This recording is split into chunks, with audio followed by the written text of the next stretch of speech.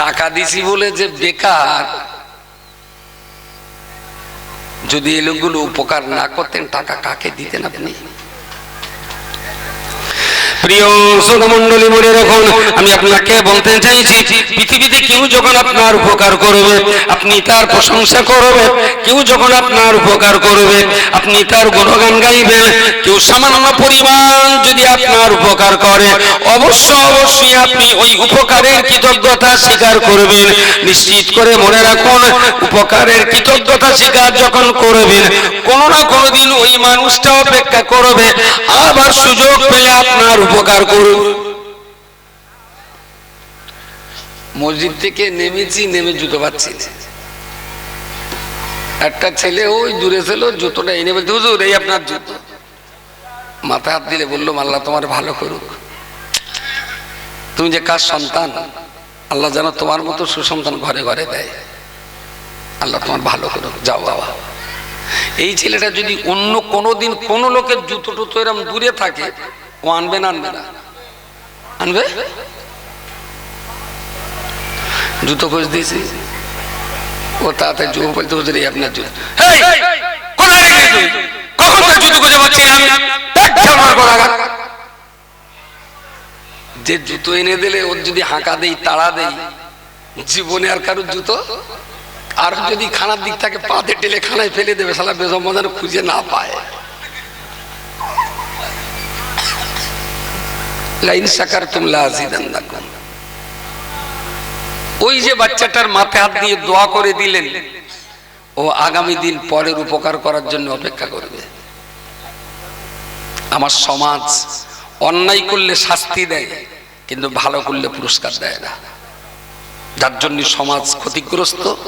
সমাজে ভালো কাজ করার মানসিকতা হারিয়ে গেছে।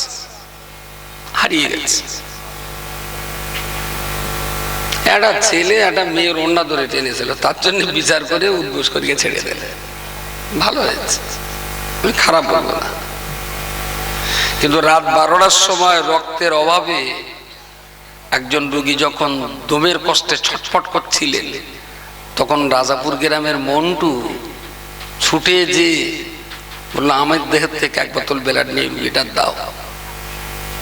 মন্টু বেনামাজি, মন্টু মাতাল, মন্টু চোর, মন্টু গুন্ডা, মন্টু বেবিচার করে, মন্টু বিশাল। কিন্তু এই যে ব্লাডটা দিয়ে একজন উপকার করেছেন, এইটা ভালো তো, এই কাজটা। তাহলে রাজাপুর গ্রামের উচিত ছিল একদিন জুমার নামাজে খুতবার আগে, আয় মন্টু এদিকে এসো বাবা, দাঁড়াও। মুতাল্লি মাইক ধরে বলবেন, আমাদের গ্রামের গর্ব, আমাদের গ্রামের অহংকার, আমাদের এই মন্টু। ভবেশ চ্যাটার্জি দমের কষ্টে ছটফট করছিল, রাত 12টার সময় আমাদের মন্টু ব্লাড দিয়েছেন, লোকটা এখন সুস্থ হয়েছে।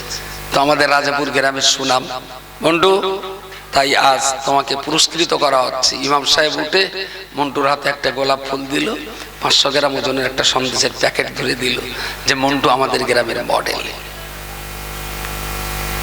এটা হয়। অন্যায় করলে খিস্তি দেওয়ার প্রচুর লোক আছে, ছোট বড় গাল দেওয়ার প্রচুর লোক আছে, কিন্তু ভালো কাজ করলে প্রশংসা করার লোক, যার জন্য মানুষ ভালো কাজে উৎসাহ নেই, আগ্রহ নেই, ভালো কাজের প্রতি মানুষের উদ্বেগ নেই, উৎকণ্ঠা নেই।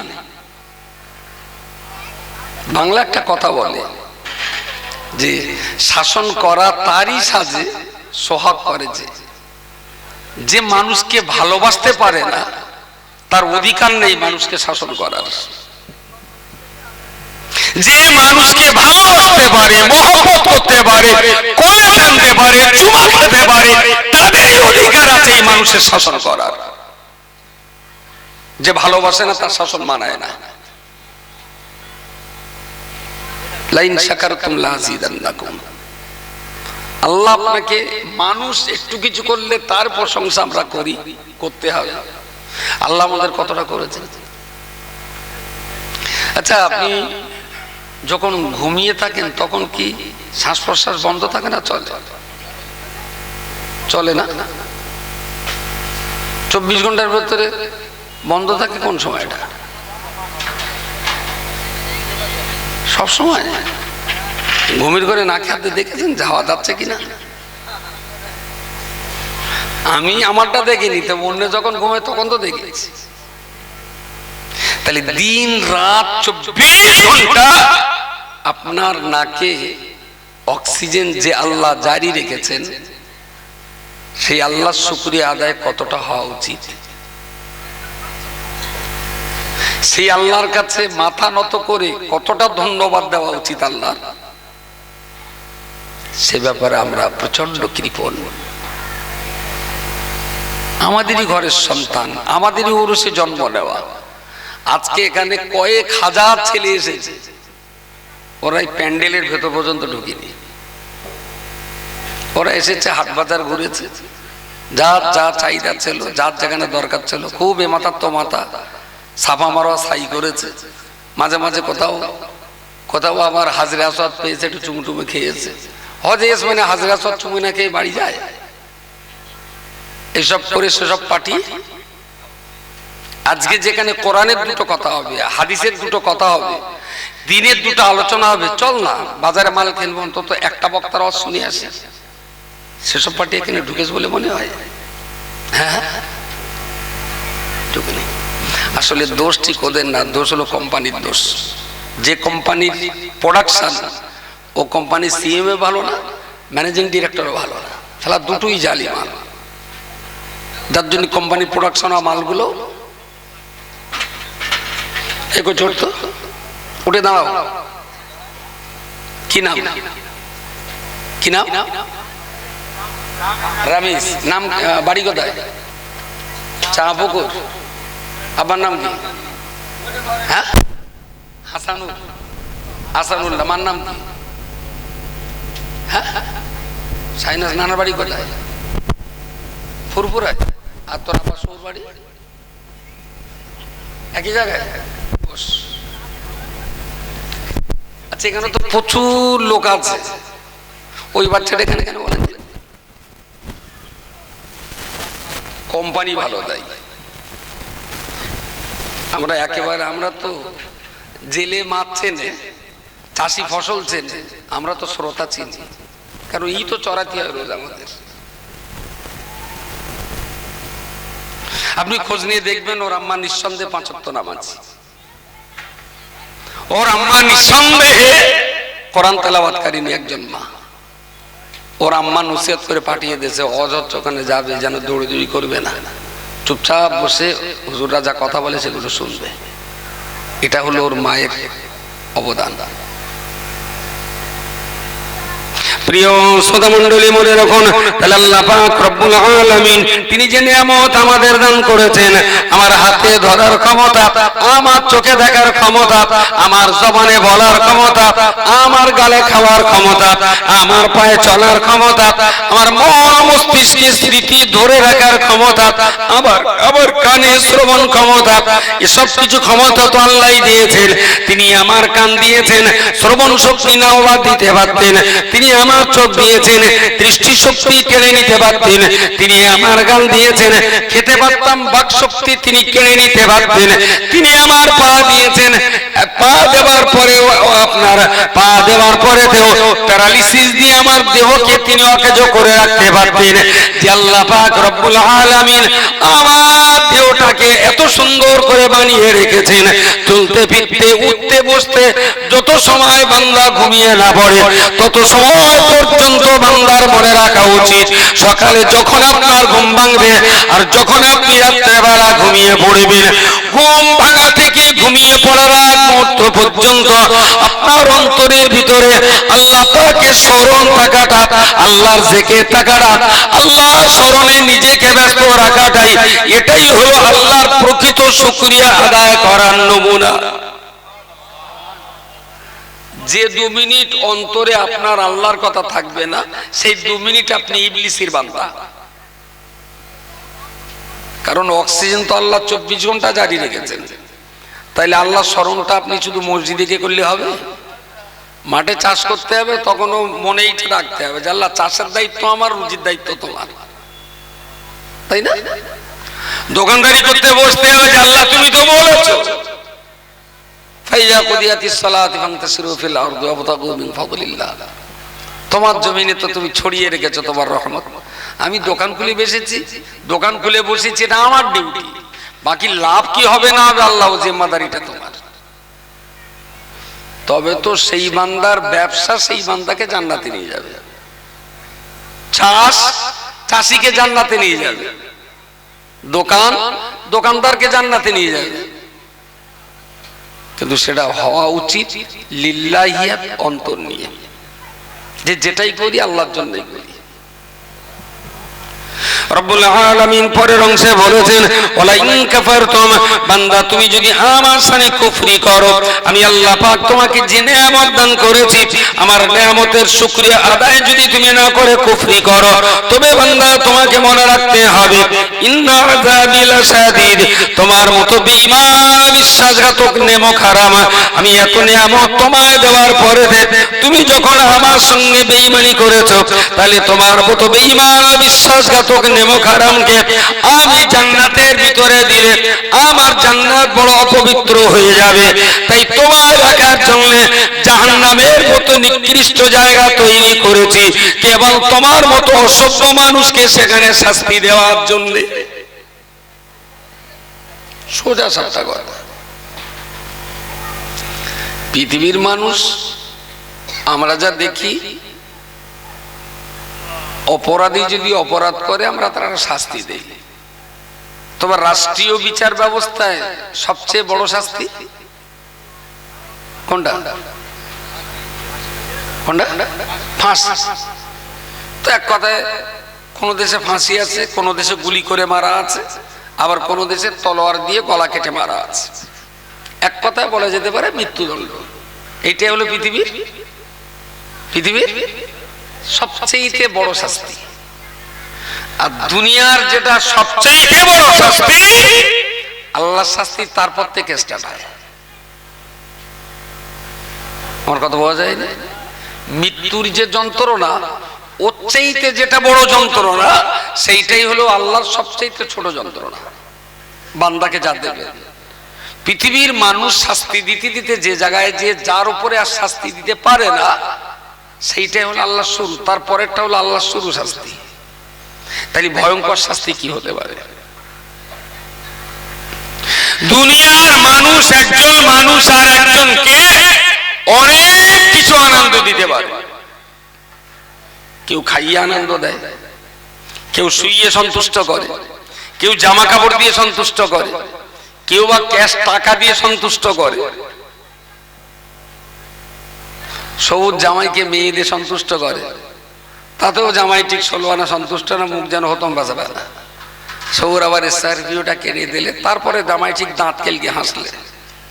এতদিন যে হাসতো সেটা ঠিক হাসি না, দাঁত কেলানো টাইপের।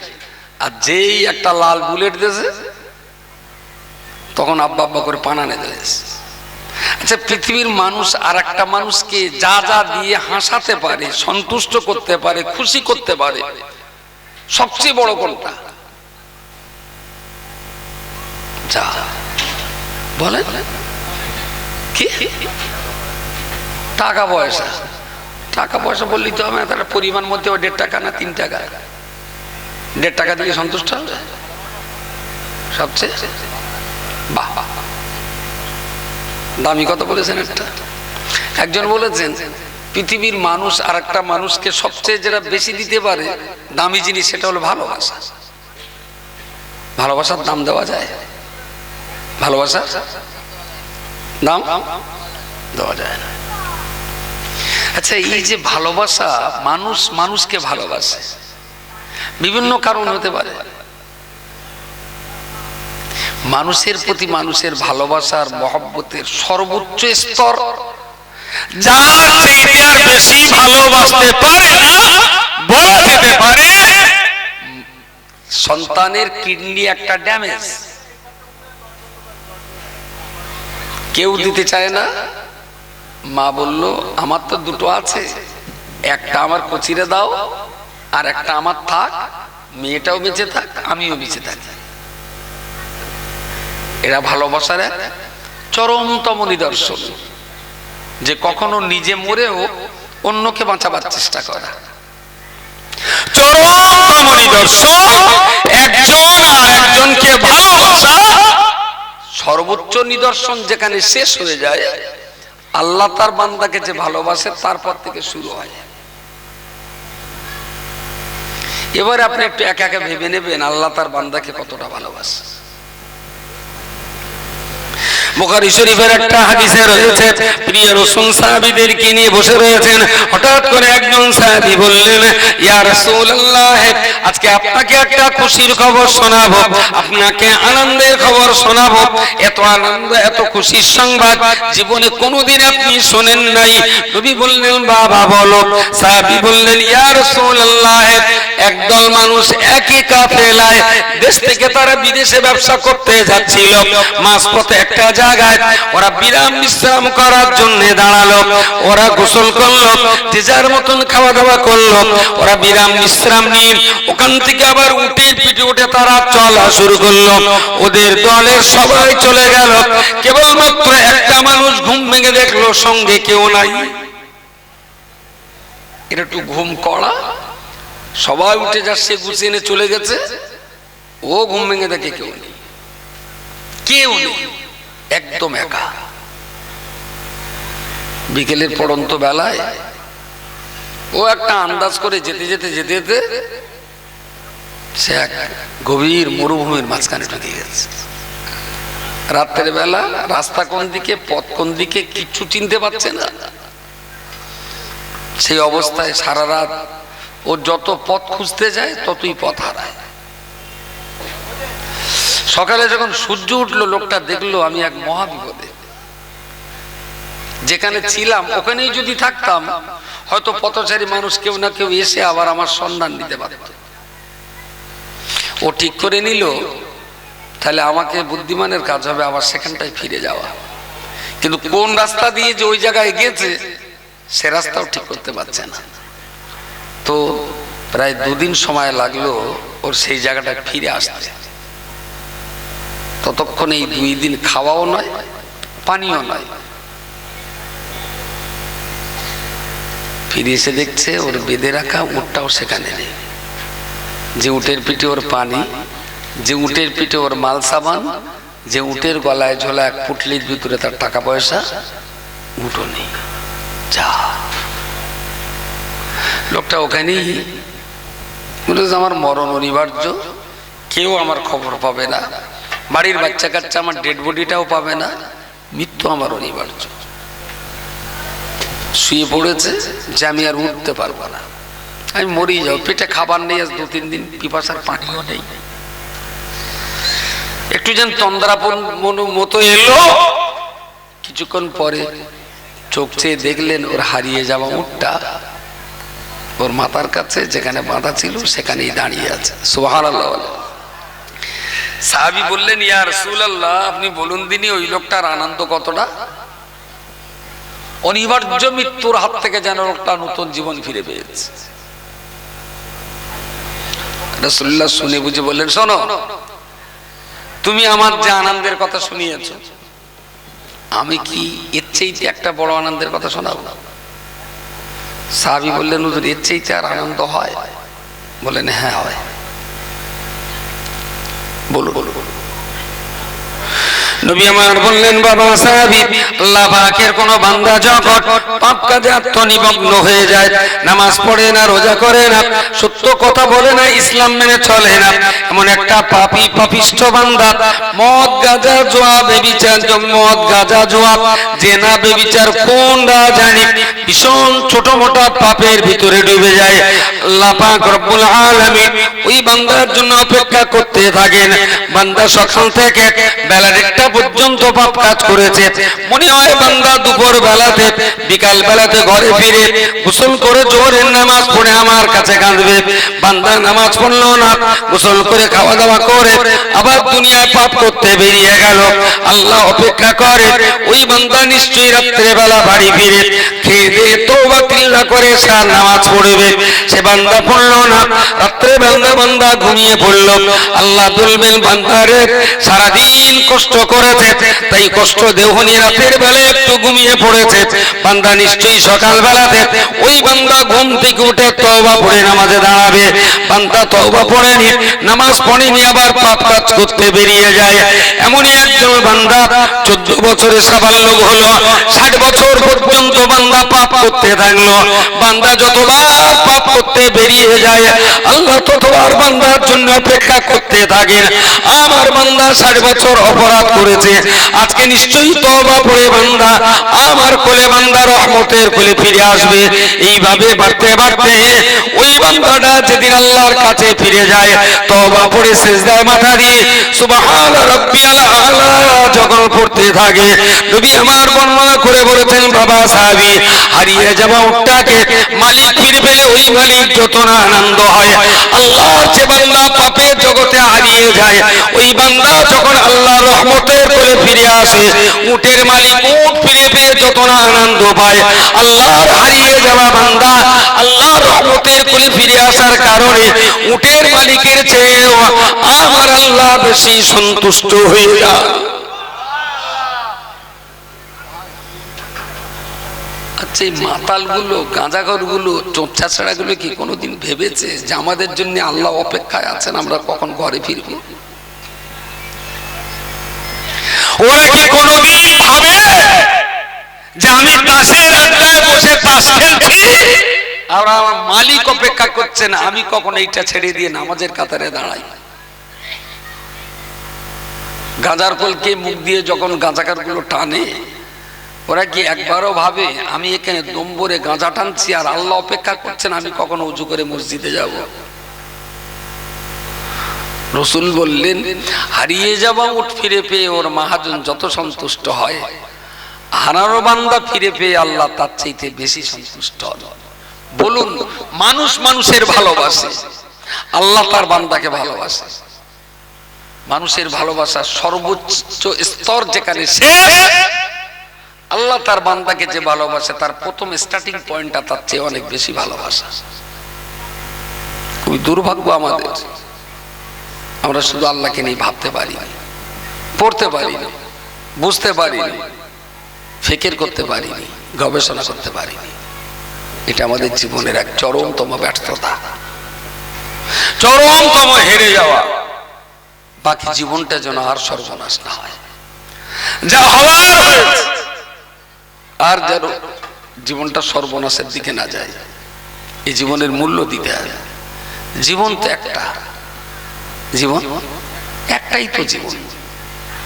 এই জীবনে ঘর বাঁধতে হবে, এই জীবনেই লেখাপড়া শিখতে হবে, এই জীবনেই বিয়ে শাদী করে বাচ্চা কাচ্চার বাবা হতে হবে, এই জীবনেই আবার জান্নাতে যাওয়ার রসদ জোগাড় করতে হবে, এই একটা জীবনেই আমাকে জাহান্নামটা নিভিয়ে দেওয়ারও ব্যবস্থা করে যেতে হবে যাতে আমাকে জাহান্নামে পড়তে না হয়। এই এক জীবনে এমনও কাজ করতে হবে যাতে পুলসরাতটা পার হতে পারি, এমনও কাজ করতে হবে যাতে মিজানের সওয়াবের পাল্লাটা ভারী হয়, এমনও কাজ করতে হবে যাতে আমলনামাটা ডানে হাতে পাই, আবার এমনও কাজ করতে হবে যেন ঘরের বাচ্চা কাচ্চা কেউ না খেয়ে না থাকে। একটাই জীবনে আমাকে সমস্ত কাজগুলো করে যেতে হবে। এমনটা নয় যে 40 বছর পর্যন্ত গরুর মতন ওটি খেটে নেই, তারপরে গিয়ে 52 বছরে গিয়ে নামাজ ধরবো তো মসজিদে আর বেরোবো না, এটা ঠিক না। আল্লাহ আপনাকে যে ফরজ ডিউটি দিয়েছেন তাতে আপনি একসঙ্গে সব চালাতে পারবেন, একসঙ্গে সব চালানো যাবে। ব্যবসাও হবে, নামাজ হবে, চাষও হবে, কোরআন তেলাওয়াত হবে, বিয়ে শাদীও হবে, হজও হবে, ছেলেপিলেও হবে, সেই সঙ্গে সঙ্গে আবার আল্লাহর খুশনুদি রেজামন্দি হাসিল হবে। কোনো কাজ তো কোনো কাজের বাধা না। বলেন কোন কাজ কার বাধা? নামাজ কখনো মানুষের ব্যবসাকে বাধা দেয়নি, কখনো বাধা দেয়নি। বড় বড় ব্যবসাদাররা নামাজি ছিলেন। আপনি ক পয়সার ব্যবসা করেন? আম্মাজান খাদিজা আপনার চেয়ে অনেক বড় ব্যবসায়ী ছিলেন। আপনি কত টাকার ব্যবসা করেন? ইমামে আজম নোমান বিন সাবেত আপনার চেয়ে অনেক বড় ব্যবসায়ী ছিলেন। কই তার ব্যবসা করতে তো নামাজ কাজা করতে হয়নি, সকাল সন্ধ্যা কোরআন পড়েছেন। দরকার হলো ভিতরের ইচ্ছা শক্তি, আর দরকার হলো একটু যত্ন নেওয়া। যদি নামাজের প্রতি যত্ন থাকে, ইচ্ছা যদি থাকে নামাজ হবে, যদি ব্যবসার প্রতি যত্ন থাকে, ইচ্ছা থাকে, ব্যবসাও হবে, বহু লোক তো আছে দোকানদারিও করে, আর ওর ফাঁকে একটু জায়গা আছে নামাজের পার্টিও আছে, ওই ফাঁকে একটু নামাজও পড়ে না। বহু দোকানদার আছে তো এরকম। অনেক নাঙ্গলে চাষা আছে, মাঠে ট্রাক্টরও চালায়, সময় হয়ে গেলে খেতের আলী 4 জায়গা জোহরের ফরজ নামাজটা ওখানেই পড়ে যাচ্ছে। এই জীবনে সমস্ত কাজটুকু চালিয়ে যেতে হবে, এমন নয় যে এখন একটু ইবাদত করে নেই, পরে একটু চাষ করবো, তারপরে একটু আবার শয়তানি করবো, তারপরে হজ করে এসে 1000 টানা তসবিলে মসজিদে বসবো। একসঙ্গে সব করা যাবে। যদি মনে করি ভালো কাজ করে যাব, সমস্ত ভালো কাজ একই সঙ্গে স্টেপ বাই স্টেপ, স্তর বাই স্তর, একটার পর একটা সব কাজ। জান্নাতে যাওয়ার জন্য আলাদা কাজ, জাহান্নাম থেকে বাঁচার জন্য আলাদা কাজ, বউ বাচ্চাদের জন্য এই 10 মিনিট, নাতিপুতিদের জন্য এই আধ ঘন্টা দিল, সবই একসঙ্গে চলছে। যাক যাক যাক, বলতে বলতে টাইমটা অনেকটা হয়ে গেছে। কত বাজে? মাশাআল্লাহ, কত? 11:50। 10 মিনিটের ভেতরে 12 বেজে গেল বাজাক, যেহেতু 11:50 হয়ে গেছে। আমার এই আলোচনার শেষ কথা, লা ইন শাকারতুম লা আযীদান্নাকুম। আল্লাহর শুকরিয়া যারা আদায় করে, নিয়ামতের হক যারা আদায় করে, ফাযকুরুনি আযকুরকুম, বান্দা তুমি যদি আমার স্মরণ করো তাইলে মহা বিপদে আমিও তোমাকে স্মরণ করব। ওয়াশকুরুলি, আর আমি যা তোরে দিয়েছি এর শুকরিয়াটা আদায় করিস। ওয়ালা তাকফুরুন, যেন বেঈমানিটা করিস না, যেন বেঈমানিটা করিস না। এই যে সুন্দর একটা পরিবেশে আছে, একদম নিপাট সত্য কথা।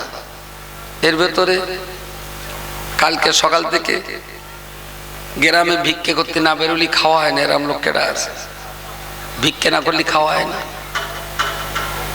আছে এর ভেতরে একটা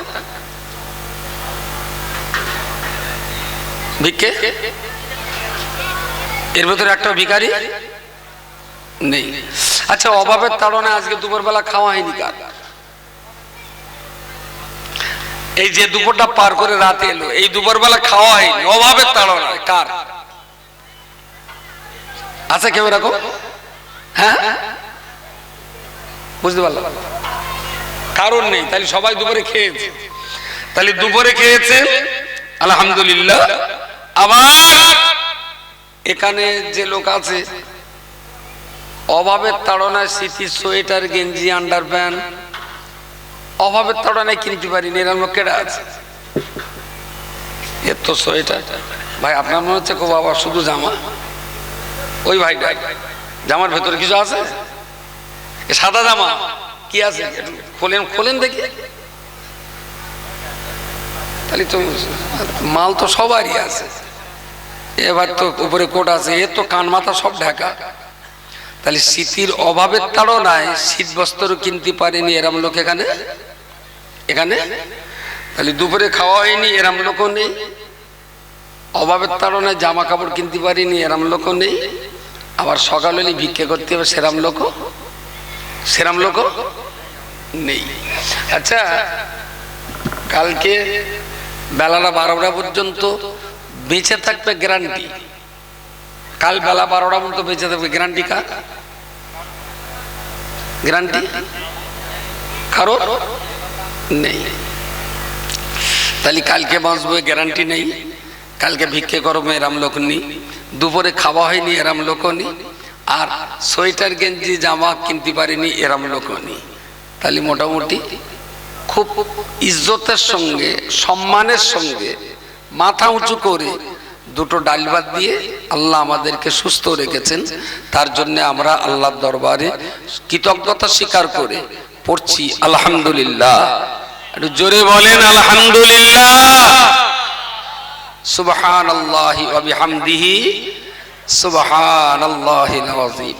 ছোট হুজুর কেবলা এই কথাটা খুব বলতেন, আমি শুনেছি, খুব বলতেন। আমি দুটো তিনটে সভা শুনেছি ছোট হুজুর কেবলা। সুবহানাল্লাহ বিহামদিহি সুবহানাল্লাহিল আযীম, এটা একটা হাদিসের ভাষা। যাক, তো আমি শেষবারের মতো আপনাদের কাছে মাদ্রাসার জন্য হাত পাচ্ছি। যদি এখানে কেউ ফকির টকির থাকে তাহলে ওর ডেকে নিয়ে ওর জন্য ওটা টাকা তুলে দিত। তা কেউ যখন নেই, সবাই যখন এখানে চাওয়ার কেউ নেই, তা সবাই যেখানে দোয়ার লোক সেখানে একটা ভিখারি হলে কোনো অসুবিধা হয় না। বলেন বলেন, এখানে তো হাত পাতার লোক কেউ নেই, তাতে একটা যদি ভিখারি হয় তাতে খুব বেশি অসুবিধা হবে। এতে লিখেছে 16 mm রড